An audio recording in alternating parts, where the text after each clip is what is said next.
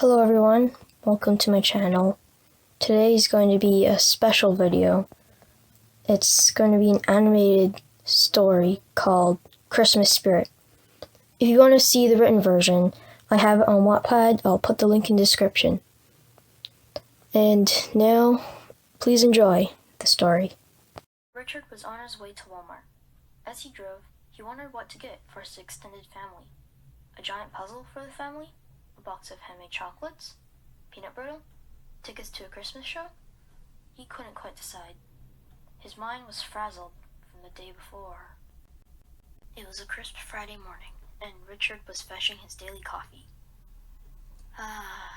He sighed as he walked out of the door of Harley's. He loved sipping coffee from his favorite coffee shop, especially on days like this. Almost nothing could ruin his mood when he had his coffee with him. But not today.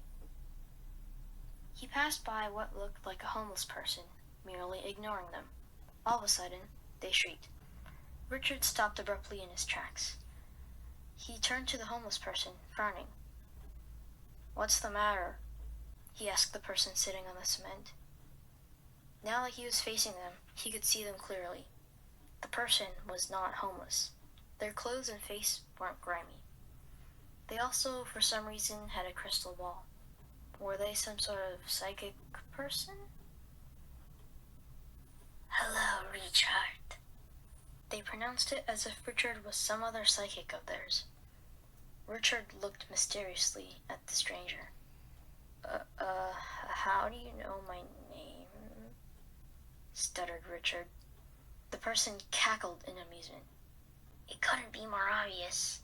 You pass by the spot of her spirit, every single day." Okay.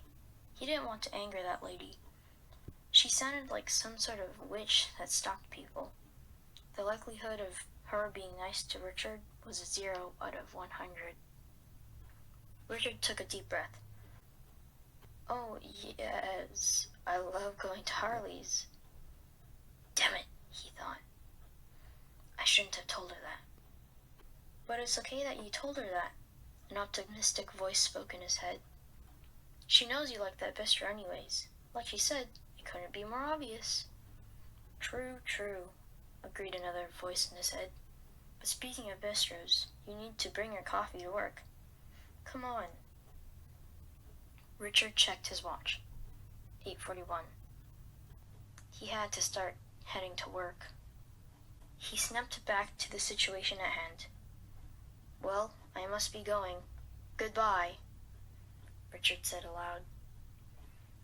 He started to go back to his car, but the lady once again interrupted him. "Wait!" she screamed, her arms reaching towards him as if he was a lost loved one. "What? Just what now?" "I'm sorry, Missy. I need to go. I am going to be late for work," he stated impatiently. The lady on the cement started to chant in some other language he didn't recognize. No, he thought. I don't want to be involved with this anymore. Richard tried to run for the car, but his shoes just wouldn't budge. He looked at the psychic witch in desperation. How many names had he called her now? Half hoping that she'd just laugh at him, like she was the cat toying with the mouse, and let him go.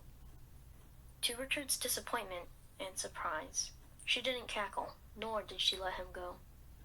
Her wrinkly hands circled around the crystal ball that she was clutching just a moment before. Her eyes, oh Lord, they were turning milky white. She spoke in a creepy voice. "Christmas is near, never fear, but you shall get injured tomorrow. Because of your ignorance, you must visit your niece Florence, or you'll suffer from pain and sorrow." Richard no longer cared what that hag thought of him.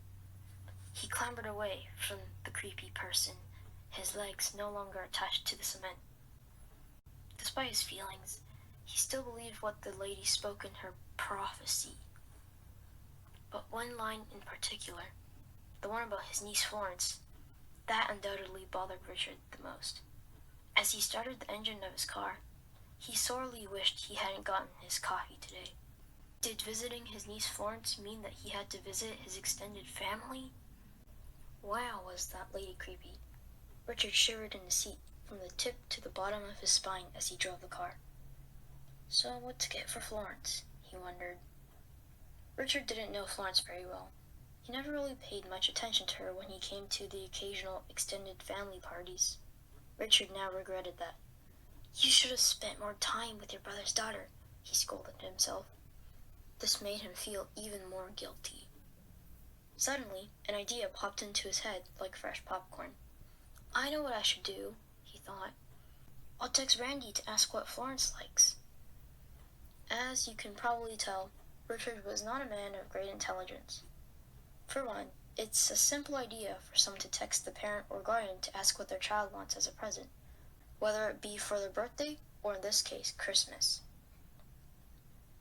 Secondly, it is not a good idea to go on your phone while driving. Richard picked up his phone and went to his messaging app. He looked back and forth between his phone and the car in front of him. After about a minute of repeating this, Richard was halfway finished his message to his brother. Put it down! Screamed a voice in his head. This is the voice that constantly reminds you of what the right things to do are, even though you might not want to at times.